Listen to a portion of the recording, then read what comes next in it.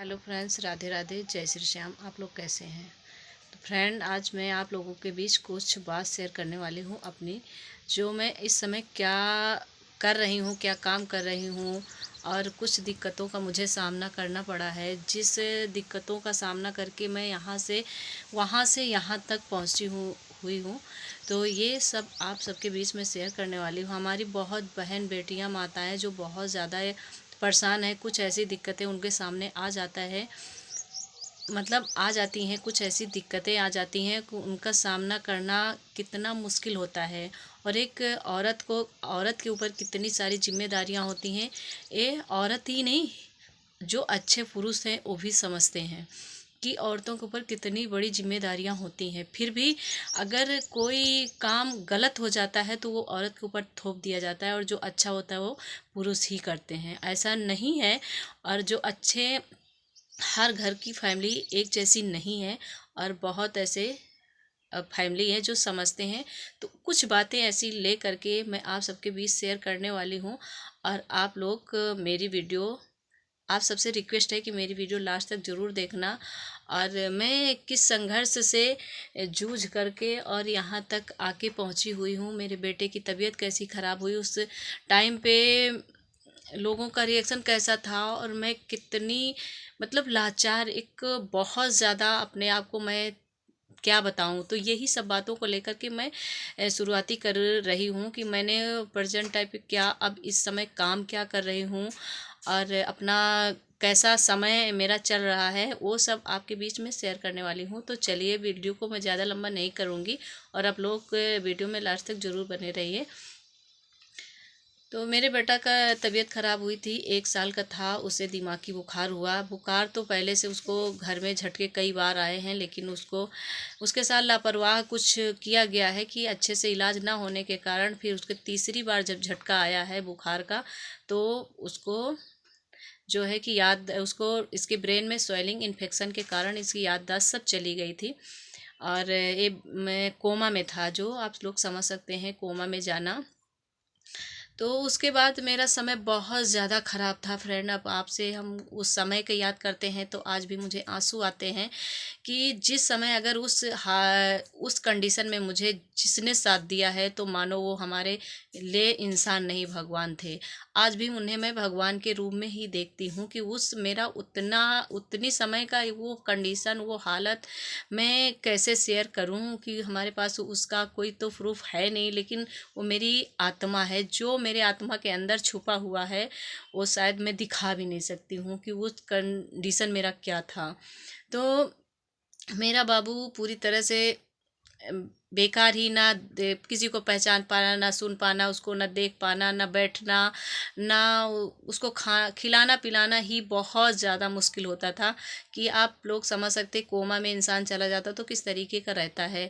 उस समय बहुत लोग मुझे इतना ज़्यादा टॉर्चर करते थे, इतना ज़्यादा, मतलब अजीब सा बातें बोलते थे। मैं भी एक डिप्रेशन में ही रहना, क्योंकि मुझे कोई ऐसा तसल्ली देने वाला नहीं था कि बेटा ठीक होगा। जो कोई भी देखता था तो यही कहता था, ये बेटा कभी नहीं देख पाएगा, कभी नहीं सुन पाएगा, कभी नहीं बोल पाएगा, कभी नहीं चल पाएगा, मतलब यही लोग बोलते रहते थे। तो मैं अपने आप में एक घुटन सी मुझे होती थी अकेले में। मैं आप सबसे क्या बताऊं, मैं इतना ज़्यादा रोती थी, इतना ज़्यादा रोती थी, रात रात मेरे, रात रात दिन दिन नींद नहीं आती थी। और एनी टाइम जब नींद मेरी, जब सोते थे तभी नहीं, नहीं पूरा समय मैं रोती रहती थी। फिर मुझे ऐसा लगा कि पास में मंदिर है, मैं मंदिर में चली जाती थी दिन में। और यहाँ 12-13 लोगों का परिवार था, सबको खाना बनाना, खिलाना पिलाना, बच्चे को देखना। और फिर वहाँ मंदिर में चले जाना, बाबू को लेकर जाती थी मंदिर, वहाँ वहाँ लिटाती थी और माँ के पास वहाँ बैठ के मुझे तब सुकून बहुत ज़्यादा मिलता था। फिर कुछ दिन बीते, साल 2 साल के बाद एक हमारे यहाँ जो है कि एनारलम समूह गठन हुआ है। तो उसमें हमारे दूसरे ज़िला से हमारे यहाँ ICRP दीदी आई थी, जिसने समूह गठन किया है। उस समूह में मैं भी एक सदस्य के रूप में जुड़ गई। उसके बाद उस सदस्य, यहाँ पे हमारे यहाँ 6 समूह बने। 6 समूह में आप समझ सकते हैं कि एक समूह में 10-12 महिलाएं रहती हैं, तो 6 समूह थे। उन महिलाओं के बीच में 60-70 महिलाएं थी। 60-70 महिलाओं के बीच में मुझे एक महिला ऐसी चुनी गई है कि जो है इस समूह के जितने सदस्य हैं उनको देखभाल इसे करना पड़ेगा, तो उसका नाम रखा गया है समूह सखी। तो मुझे एक समूह सखी के पद पे निकाला गया है कि 60-70 महिलाओं के बीच में एक समूह सखी रहेगी, जो अनपढ़ महिलाएं हैं उनका जो है कि समूह को देखभाल करना, और समूह को क्या चीज़ की ज़रूरत है, और समूह की महिलाएं आपस में लेन देन कैसे कर रही हैं, ये सब सारा काम, बहुत सारा काम होता है। जो समूह के बारे में जानते हैं उन्हें बहुत ज़्यादा पता होगा, लेकिन वीडियो बड़ा होने के कारण मैं थोड़ा कट में बता रही हूँ, पूरा विधिवत नहीं बताऊँगी। तो मुझे समूह सखी के पद पे चुन लिया गया है। तो उसमें उस समय मुझे कुछ भी नहीं पता था समूह सखी क्या है, समूह क्या है, समूह में क्या लाभ होता है, क्या मिलता है, कुछ भी नहीं पता था। मैं लिए जुड़ गई थी। उसके बाद जिले से आए थे ब्लॉक स्तर से आए थे बीएमएम सर। तो उनको मैं आज बहुत बहुत धन्यवाद करूँगी धन्यवाद करूँगी कि उसने जब आए थे तो हमसे पूछा कि आप घर से बाहर निकल पाओगी, जा पाओगी, और आपको ज़िले पर जाना होगा, आपकी ट्रेनिंग होगी, और ब्लॉक स्तर पे जाना होगा। तो उस समय मुझे ये सब बहुत मुश्किल था दोस्तों, क्योंकि बाबू उस कंडीशन में था, ना चल पाना, फिर पाना, ना किसी को पहचानना, और कुछ भी नहीं, उसको संभालना बहुत ज़्यादा मुश्किल था। उस मुश्किल में मैं अपने आप में अकेले आके मैंने सोचा कि अब मैं क्या करूं। फिर भी मैं एक डिप्रेशन में रहती थी। हमको ये लगा कि मैं बाहर निकलूंगी 4 महिलाओं के बीच में, कोई क्या कहेगा, मुझे अच्छा सा मिलेगा, बातें होंगी। तो इस समय मैं फिर बीएमएम सर से कहा हाँ हम कर पाएंगे। तो उन्होंने कहा आपको ज़िले भी जाना पड़ेगा। हमने कहा ठीक है, हम जाएंगे। हमने इस पे कदम तो रख लिया है दोस्तों, लेकिन मैं रात दिन मुझे नींद नहीं आती थी। मैं कैसे कर पाऊंगी, बाबू को कैसे ले जा पाऊंगी, क्या कर पाऊंगी, कैसे। फिर मैंने इस पे पैर रख दिया, और कुछ दिन, 1 साल बाद मेरी ट्रेनिंग हुई ज़िले पे ट्रेनिंग हुई। मैं ट्रेनिंग 4 दिवसीय थी, 4 दिन वहाँ रहकर ट्रेनिंग लेना था। तो हमने वहाँ रुकने के लिए, अब बाबू को मैं कहाँ छोड़ूं, वहाँ लेके हम रह भी नहीं सकते थे। तो इतनी समय मैं अपनी माँ को बहुत बहुत धन्यवाद करूँगी कि उसने मेरा सपोर्ट किया और मेरे बेटे को 4 दिन अपने पास रखा, उसका मलमूत्र साफ किया, दवा पानी खाना सब बराबर देती रही है कि 4 दिन उसने इतना मेरे साथ किया। उसके बाद मैं वहाँ ट्रेनिंग से आई, यहाँ महिलाओं को देखना और समूह में जाना, मीटिंग कराना, समूह में लेन देन करवाना, खाता खुलवाना, बैंक में जाना, बहुत सारे काम थे। तो कभी कदार तो मैं बाबू को छोड़ के जाती थी, कभी कदार कोई नहीं देखता था तो मैं बाबू को गोदी में लेकर भी जाती थी कि 2-2 3-3 किलोमीटर मैं पैदल चल के बाबू को लेकर जाती थी। और उस समय क्योंकि मुझे पहला पहला वही काम था, पहला पहला निकलना था घर से, तो मैं घर से बाबू को लेकर जाती थी जब मीटिंग कराने 2-3 किलोमीटर, तो पूरी सफ़र में रोती हुई जाती थी। पूरी सफ़र मैं बाबू को कंधे में लटका करके ले करके और पूरी सफ़र मैं रोती हुई जाती थी। तो महिलाओं के बीच में मुझे जाना आना, उनका मतलब सहयोग करना मुझे बहुत अच्छा लगा। धीरे धीरे धीरे धीरे दिन बीतते गए और बाबू को सेवा करती रही, और सब हमारी महिलाओं का दुआ भी लगती रही। मैं जाती रही और धीरे धीरे मेरा बाबू देख लो कि यहाँ से यहाँ आ गया है। अब बाबू मेरा कितना ठीक हो गया है 4-5 साल में, यही देख लें। और उसके बाद मैंने और सारे बहुत समूह जोड़ लिए हैं। तो इतनी प्रेजेंट टाइम पे मेरे 17 समूह हैं। 17 समूह की देखभाल करती हूँ मैं, समूह सखी के पद पे कार्य करती हूँ। वहाँ समूह में जाना, मीटिंग कराना, महिलाओं को क्या लेन देन करना है, पैसों का कैसे रख रखाव, मतलब रजिस्टर का कैसे मेंटेन, यही सब करना पड़ता है। तो मुझे बहुत अच्छा एक सेवा भाव से मैं जाती हूँ।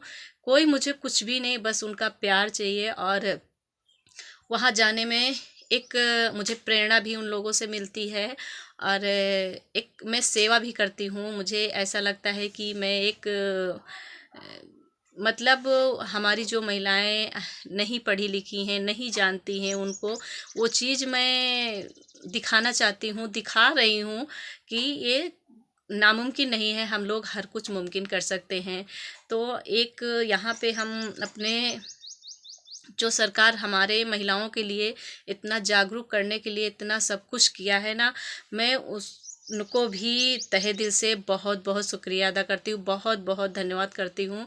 क्योंकि जो महिलाएं घर से बाहर नहीं निकल पाती थी और उनको इतना ज़्यादा सब बहुत दिक्कतों का सामना करना पड़ता था, तो आज हमारे बीच जो है कि हमारी 170 महिलाएं जुड़ी हुई हैं, जिनके घर हम जाते आते हैं और इतना सब कुछ उनका काम करते हैं, हम सब मिलकर करते हैं। और अच्छे से हमें ज़रूरत लगती है समूह से, तो हम पैसों का लेन देन करते हैं, अपनी छोटी छोटी बड़ी बड़ी ज़रूरतें भी पूरी करते हैं। तो ये मेरा रहा समूह का काम। और साथ साथ मैं सिलाई भी करती हूँ अपने घर पर। और हाँ, समूह में मुझे जो है मानदेय भी मिलता है, इस काम का मुझे मानदेय भी मिलता है। जो भी मानदेय मुझे मिलता है मुझे खुशी है।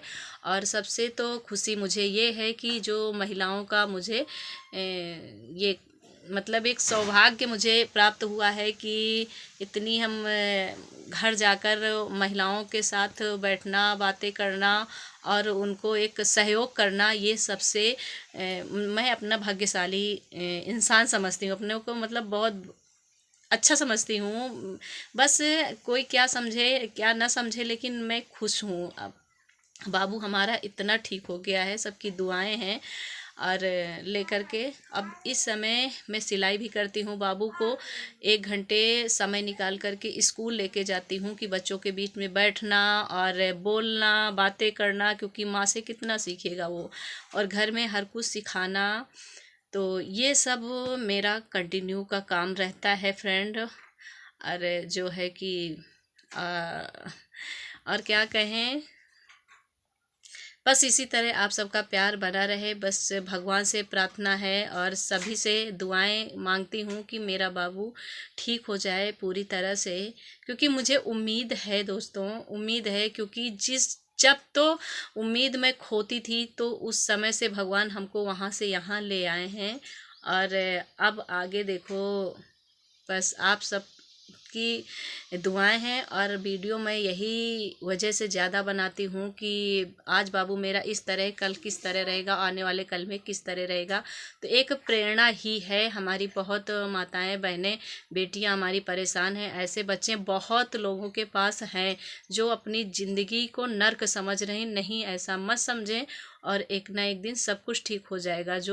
जो होता है वो, जो आने वाला कल तो हमें दिखता नहीं है, लेकिन सब ठीक हो जाता है। तो उसी तरह दोस्तों, मैंने अपने बाबू के पीछे बहुत ज़्यादा संघर्ष किया है, और आज ये चीज़ है सामने। जो दिन थे वो भी चले गए हैं, वो नहीं हैं। और मुझे पूरा भरोसा है कि मेरा बाबू ठीक होगा और अपने बारे में कुछ सोचेगा, कुछ करेगा, अपनी लाइफ वो जिएगा अच्छी तरीके से। तो मेरा वीडियो कैसे लगा है दोस्तों, आप लोग मेरा वीडियो देखा करें और कमेंट ज़रूर किया करें। तो क्योंकि आपका सबका कमेंट आता है तो मुझे बहुत ज़्यादा अच्छा लगता है, कमेंट पढ़ना भी बहुत अच्छा लगता है, और एक उल्लास होती है कि कोई मेरा है, कोई मेरा परिवार है जो हाँ देखता है। और बाबू हमारा आप लोग ज़रूर बताया करें बाबू इस तरीके से है, और हम हर वीडियो बनाएंगे बाबू की क्या पहचान पाता, क्या देख पाता है। तो जो लोग कहते थे कभी देख नहीं पाएगा, सुन नहीं पाएगा, बोल नहीं पाएगा, वो नामुमकिन हो चुका है कि यानी ये देखता है, बोलता है, सुनता है, भी चलने लगा है। तो बस इस वीडियो को हम यहीं एंड करेंगे। और वीडियो अच्छा लगे तो आप सब अपना प्यार ज़रूर देना। राधे राधे, जय श्री श्याम।